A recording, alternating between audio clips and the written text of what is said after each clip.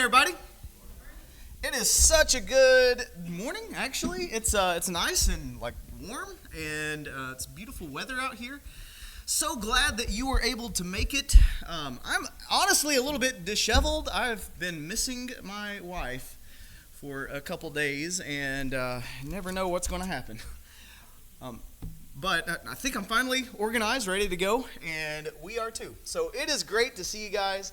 We're actually going to pick up in James chapter 2. We're going through this series of the book of James, and we started this a couple months ago, and slowly are making our way through the book. Now, just a reminder of what James is and what it looks like. James is all about genuine faith.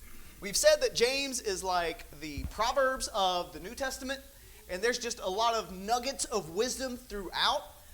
But we have seen several times, just time in, time out, that James is all about having a genuine true faith, what faith really looks like. And this morning is going to be no exception. We're going to see more about faith. And actually, we're going to talk a lot about faith and what faith looks like specifically compared to works. And so this lesson is genuine faith works. Because when we say we have faith, what do we mean by that? What is faith in general? And a lot of people will say faith is something that happens in our head. Faith is something that's like a mental thing. And I think James clearly shows that that's not all there is to faith. That there's some teeth behind that. There's some actions behind that. And so we're gonna look at this a little bit. In James chapter 2, let's just start in verse 14 real quick. I want us to set up the scene of what he's going to be discussing and talking about. But in James 2, verse 14, what use is it, my brethren, if someone says he has faith, but he has no works? Can that faith save him? In chapter 1, we have emphasized that it's not just about hearing the word of God, but what do we have to also have with that? You got to do it as well. Don't be forgetful hearers, but doers of the word. And so, as we've seen so many times, this is a consistent theme that James is talking about. But you have some people that might have this concept of, well, I believe, isn't that enough? Isn't that all I really need when it comes to religion, when it comes to God? And I think James really addresses a couple of extremes here. And one of these I think we are very familiar with because we would use this passage to discuss this. But I think he addresses the idea of, is faith alone enough to save you? And I think that this is a good passage to talk about this. Is faith alone, is this something that the Bible teaches is something that can save us? Is that something that can show us? Faith without obedience, is that what saves us? But there's another extreme as well. And you might think of people that you've known who have thought this way, but sometimes people think, as long as I believe the right things, then I'm good. And you might say, well, isn't that the same thing as faith alone? Not necessarily. We might say that my doctrine's good. I go to the place where we attend, where we worship. They teach the right things, so I believe all those good things, and maybe that's true. But does our life show that we actually have true faith? So we're going to dive into that a little bit. He asked the question, what use is it if someone says he has faith but no works? How do you see faith? Can you look at me and see faith? Can you look in the mirror and see faith? How are you able to see that? Faith is kind of like an invisible thing. Can you prove that faith exists if there's nothing to show that you have faith? Without works, it can't be verified. And he asked that question at the end of verse 14. Can that faith save him? What does he mean, that faith? That kind of faith. What kind of faith? Faith that you can't see. Faith without works. Is that something that saves us? Because honestly, if we have a faith that can't save us, what use is that? Is that faith going to do anything for you? I don't want a faith that isn't going to save me, ultimately. And so he says the kind of faith we need is something in action. If we don't practice our Christianity, then it's not really real to us. Now, it's like if I had some sort of disease and I went to the doctor and he was like, hey, take this medicine or do these things and you'll get better. And I say, oh, well, you know what? I believe you. I think you're right about that. I agree with what you say. What would happen if I didn't do anything that the doctor said? I mean, it probably wouldn't do me much good. And ultimately, I would say, do you really believe the doctor? Because you're not actually doing anything that he says at all. Same thing with faith. If we don't have real faith, then we're not going to act. We're not going to do anything about it. And James uses an illustration here, and I really like the illustrations that he uses. A lot of times, by the way, when he uses an illustration, he's doing like two things at once. He has a main point that he's trying to make, but the illustration is actually making a side point at the same time. So let's read verses 15 through 17 real quick. If a brother or sister is without clothing and in need of daily food, and one of you says to them, go in peace, be warmed and be filled, and yet you do not give them what is necessary for their body, what use is that? Even so, faith, if it has no works, is dead, being by itself. You might notice that James consistently uses imagery and illustrations about the poor. Like we talked about that at the beginning of chapter 2. He's going to continue to do that throughout the book, by the way. I think that's something, how we treat others, especially those who don't have as much, is a really important consideration in our daily lives and in our actions and activities. But think about this. He says, we see a brother or sister who is in need. They have very real needs. There's like some kind of tangible thing that they need. They need clothing, they need food, they need something to be able to survive. What do we do about it? Well, he says if someone just says, well, go in peace, be warm, be filled, what good is that? I mean, so there's a real need that's happening, and someone might say the right things, but not offer any help, any assistance. What good is it to someone who's hungry to say, oh, go, I hope your belly's full? That's not going to do anything for them. Like, do you expect them to, like, eat your words? Like, you can't, like, get anything physical out of that. What does he expect us to do in that situation? Well, actually do something about it. If someone comes to you and says they're hungry, what's a good solution for that? Well, usually when I'm hungry, I eat food. So that would be a good thing to do in that situation. Help someone with food. If someone comes and like, hey, I'm really cold, I don't have a coat, I would be like, man, that's terrible. Hope you find one. It's like, no, if you need something, then, and if you're able to provide it, then go and do it. If we just say something that's helpful, we could say the right thing. Those are just empty words if we don't actually do anything with that, if there's nothing behind that, no actual help. Do we ever say, and I mean us, do I ever say things to people? And I mean it in a very helpful way, and I'm trying to encourage them. But really, I'm not doing anything to help people in the situations they're in. Am I ever guilty of that? I'll tell you, yeah, I've been there and I've done that, and that's something that I need to work on. Even if we have like tears, emotions, if we're like deeply moved by a situation, we might feel very strongly about it, but the question is, are we going to do anything to help? You know, I want to compare this to, have you ever, some of you read books and such, some of you watch movies, but have you ever like seen a book or watched a movie or something where there's like a really sad thing that's happening and someone is going through like a very difficult time and maybe they don't have a lot of food, maybe they're poor, maybe they're like cast out and downtrodden and like they're just really having a hard go about it and you see that and it's just like it moves you. And sometimes like you even cry. Like, have you ever cried watching a movie? I definitely don't. I do. But like you see that and you're so emotionally moved by that.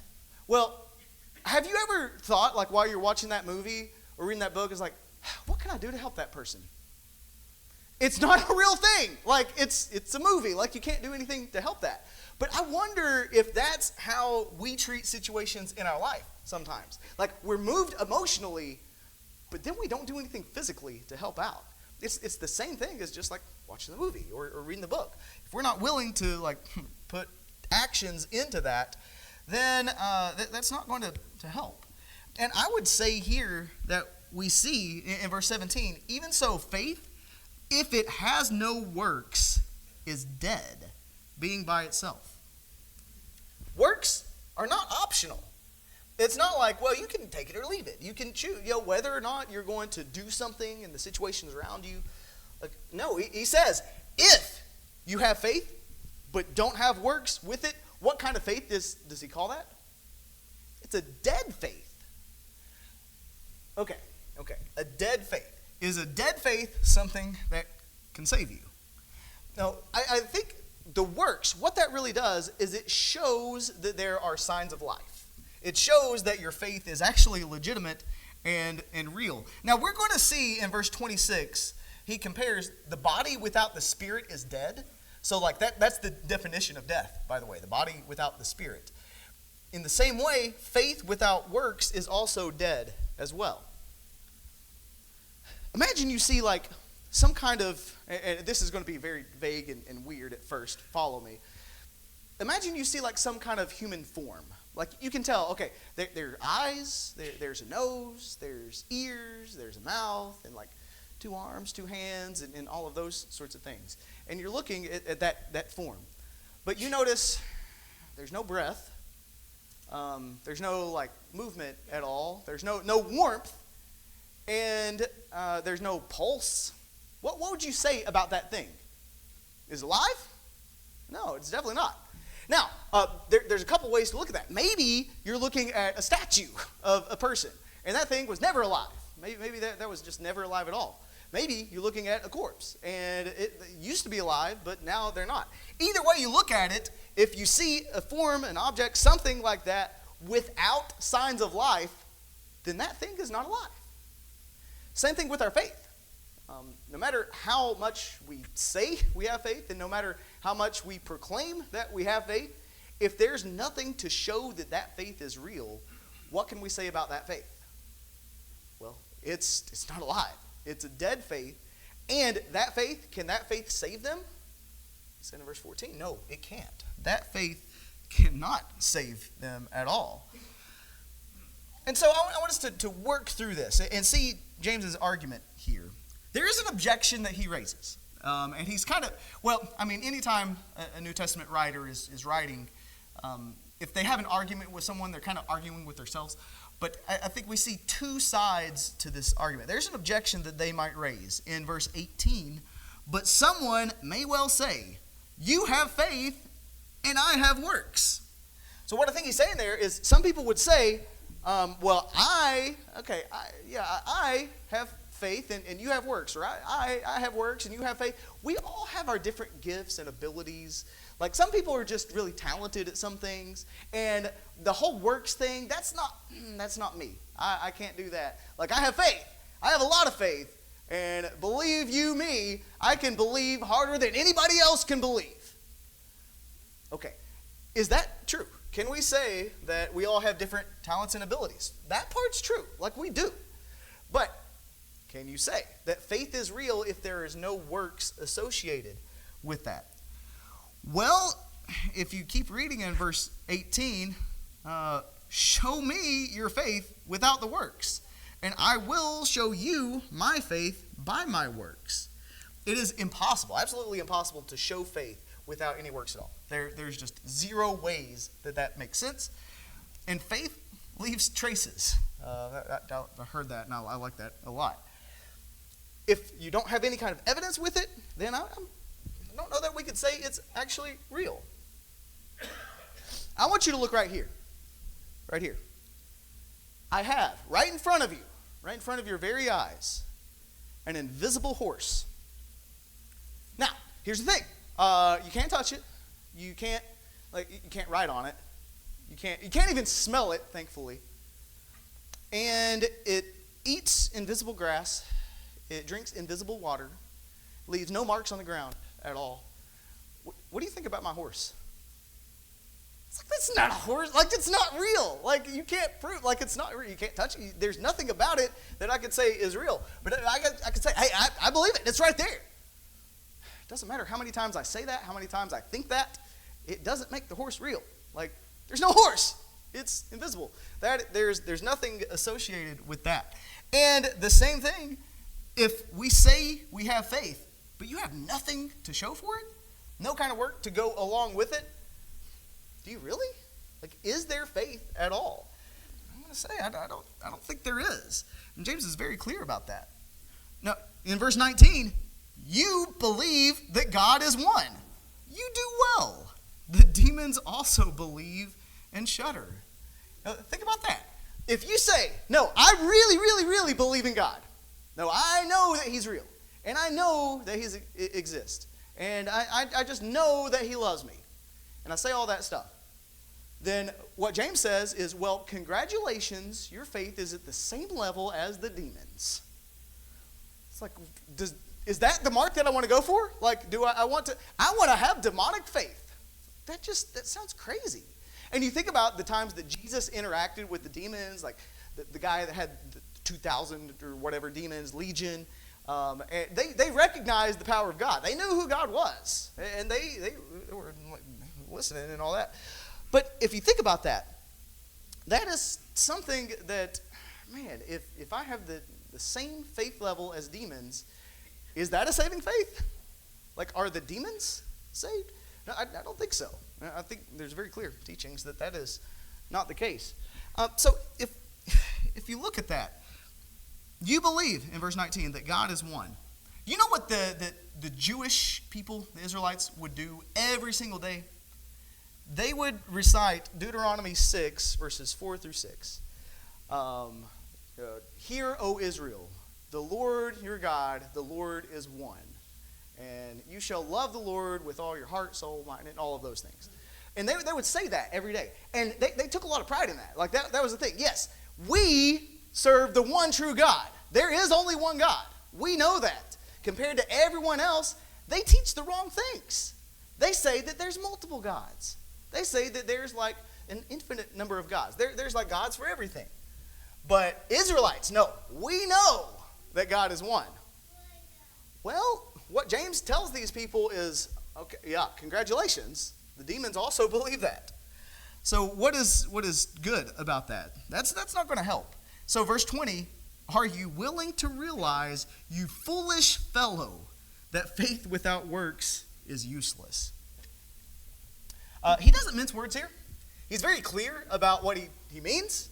He calls us, if that's our mindset, if we say, I can be saved with a faith that has no works at all, I don't have to show any kind of works, if we say that's true, he says we are a foolish fellow, that we don't really understand things fully, that's not a place where we need to be. Faith without works is useless. There's nothing good about that.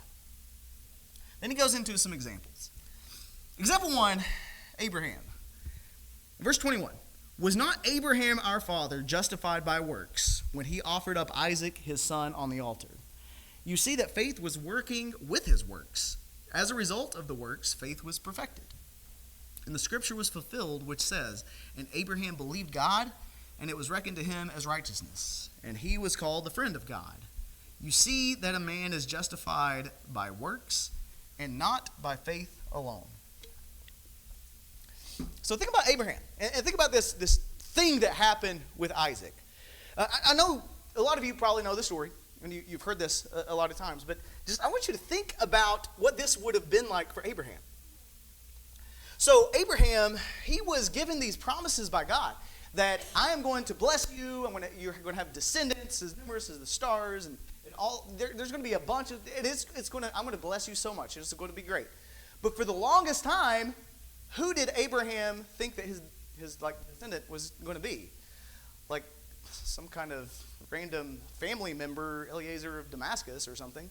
And it was like that person was going to be the one who's going to inherit it. But God was like, no. I'm going to give you a son. Remember what Sarah did?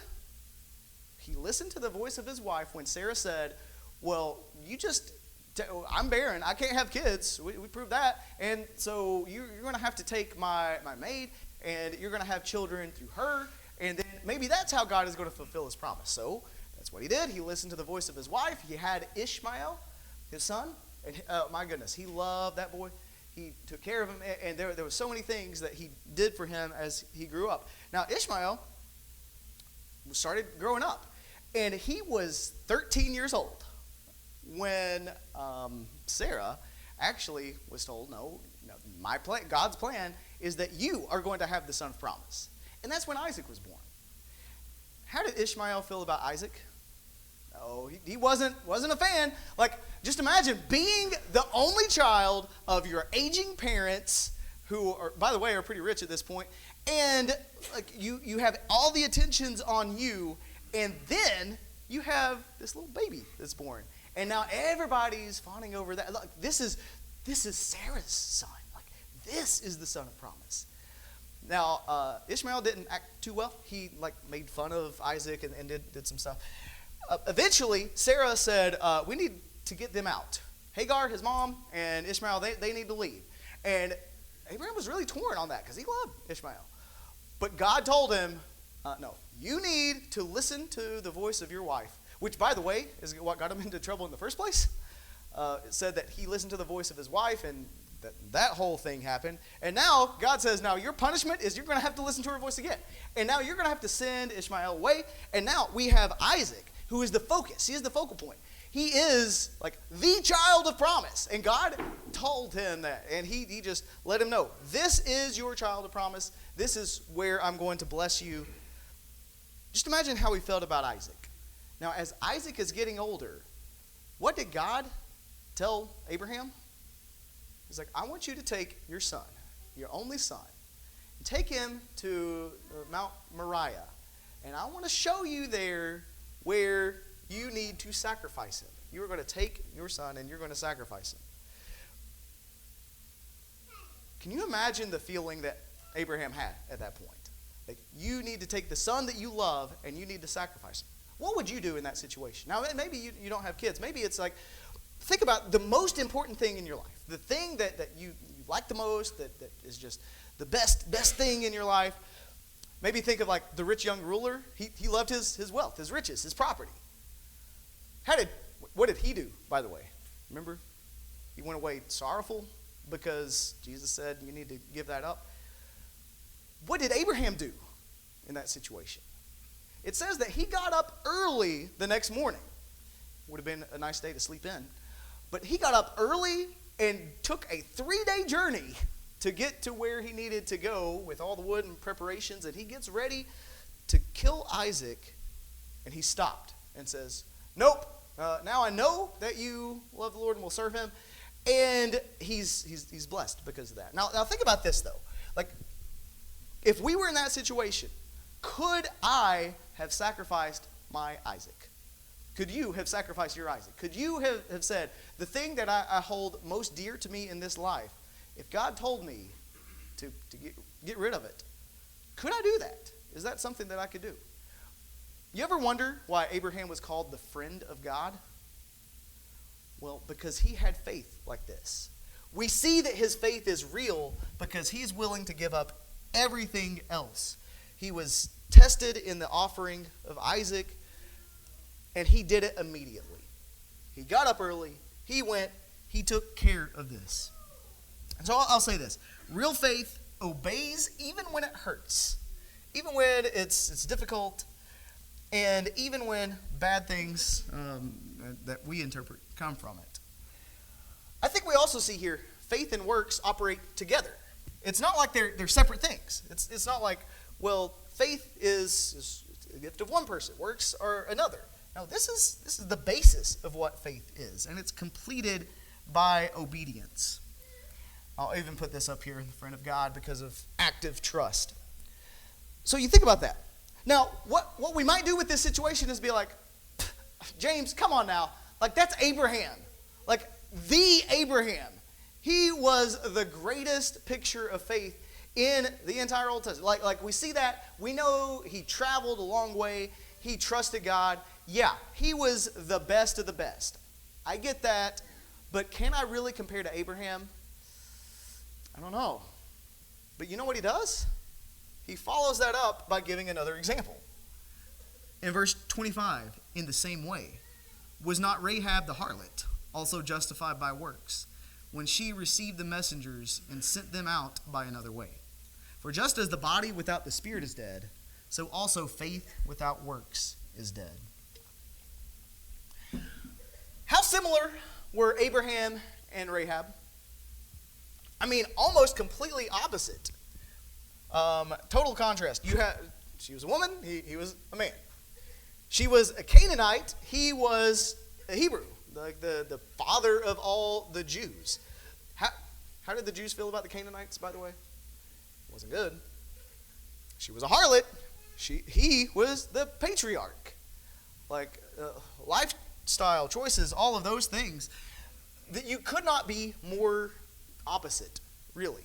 And so I wonder if James is using this example to show us that both of these people were justified in the same way. That they had faith, but faith that did something. She hid the spies. She helped preserve the Israelites. And we see that because of what she did. Now, so think about that. Opposite ends of the spectrum. Abraham, man of God, all kinds of great stuff. Yeah, he had faith, and we see that through his works. Rahab, she is a very immoral woman of a foreign nation that we don't like and God is punishing. But they're both justified by their works. Faith and works together. What does that leave us? No matter where you are on that spectrum of Abraham to Rahab, we are the same. And so if there's something that we need to do, if there's obedience that we need to take, we need to do it. We can't just say, no, I have faith, I'm good. No, this is where real justification happens. I want us also to think about one thing before we wrap this up. You know, that there for a long time, there's been this argument of, what is James really saying? And is James contradicting what Paul says? Because, you know, a lot of people, especially people who teach the doctrine of faith alone. Faith alone is enough to save you. All you have to do is believe. And you have faith, and that is the saving thing. If we add any works, then it's not faith, and so it's not good. By the way, you probably saw this, but in verse 24, you see that a man is justified by works and not by faith alone. That's the only time that the phrase faith alone appears in the New Testament, which is an interesting thing to consider. But how does Paul and James, they seem to be saying different things. And I want to show you a couple. Saved by faith, not by works. There's a couple places that a lot of times people who teach these things will take you and try to show you that. Ephesians 2, verse 8, for by grace you have been saved through faith, and not of yourselves. It is the gift of God, not as a result of works, so that no one may boast. And then Romans 4 shows a lot more about this as well. It's interesting. In Romans 4, he also uses Abraham as the example there. Chapter 4, verse 2, for if Abraham was justified by works, he has something to boast about, but not before God. For what does the scripture say? Abraham believed God, and it was credited to him as righteousness.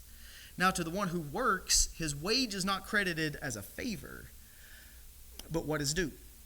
But to the one who does not work, but believes in him who justifies the ungodly, his faith is credited as righteousness. Okay, James said you were saved by works, not by faith alone. Paul says you're saved by faith and not by works. What do we do with that? Isn't that a conundrum? It seems like they're saying completely different things. I'll say, what does Paul mean when he uses the word works?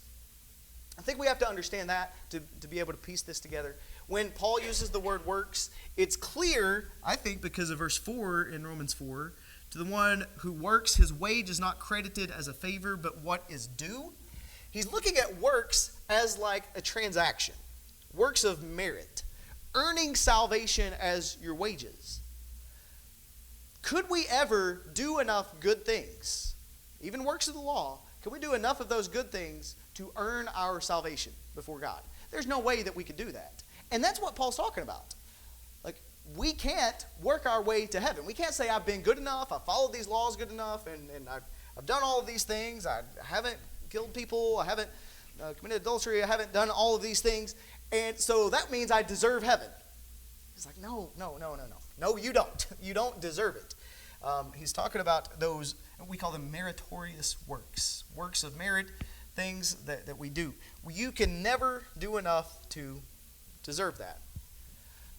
So how do we put Paul with James? How do we look at that? Well, because I think they actually teach the same thing.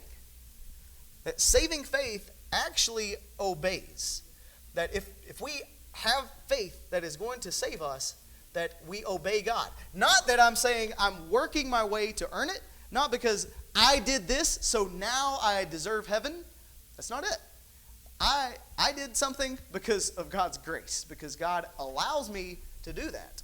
I'm not earning that in any way. I'm not working to do that. But it is a work that expresses faith. It shows God that I'm listening. Back to James, real faith acts, but dead faith does not. Can we really say that someone has faith if they don't do anything with it? If there's no kind of actions behind it, James would say, no, that is a dead faith. It's not really real. It's like the invisible horse. It's not a real thing. So these guys, they actually agree with each other. They're on the same page. And maybe at some future point we'll discuss that a little bit more in detail. But I think that this shows you that the Bible makes sense when you put it together, when you look at everything as a whole. So let's wrap up with some applications. Sometimes we go to James 2 just to combat a false teaching. Just to say, hey, faith alone, this isn't what saves you, and James 2 proves that. And so we're really good about using that passage to defend the truth. And I think that's a perfectly great thing to do. We need to. We need to defend the truth. We need to make sure that we show, hey, no, it's not just faith alone. We have to have works that go along with that. But I think that what we need to do right now, when I read this passage, am I thinking of myself in light of those things? Am I examining myself? Are there times where I know there's something good to do, and I know that someone is really struggling with things, but I'm not going to do anything about it? Now, I'll tell them that I'm sorry, and then I might even shed a tear, and I might be emotional, but am I going to do anything that's going to help that person? Does my life actually reflect faith? Am I willing to sacrifice my Isaac? Is the things that I hold most precious and dear, am I willing to serve God instead of myself? Faith that never sacrifices anything is not biblical faith. We can't just say, I believe the right things, and I put my faith and trust in God, and maybe I've even done some works to show that. Maybe I've done what God has told me to do to be saved. Okay, good. But that's the starting point. What does our life show after we've done that? Do our lives show an obedient faith? And that's what I think James is really getting to the heart of. That honestly, the type of faith that saves us is faith that is acted out. Faith that we can show because of how we obey, how we follow the Lord, and how we continue to lead others to Him. Now, this morning, I don't know where your faith is. I don't know if you've never had faith. I don't know if you've had faith, but now you don't really. I don't know where your obedience with that is either. But I want us all to reflect on that. Is my faith a saving faith? Is my faith a faith that's alive, that does something, that has actions behind it? If not, we need to make that right. And so this morning, if you're not a Christian and you're ready to put Christ on in baptism, to have your sins washed away, to repent, to turn to Him, we're ready to help you do that. And if you are a Christian and you know that you haven't been obedient in your faith, and it's been a dead faith, well, here's my encouragement to you is make it alive. Come back to the Lord. If there's anything we can do to assist you in obeying, please come forward as we stand and sing.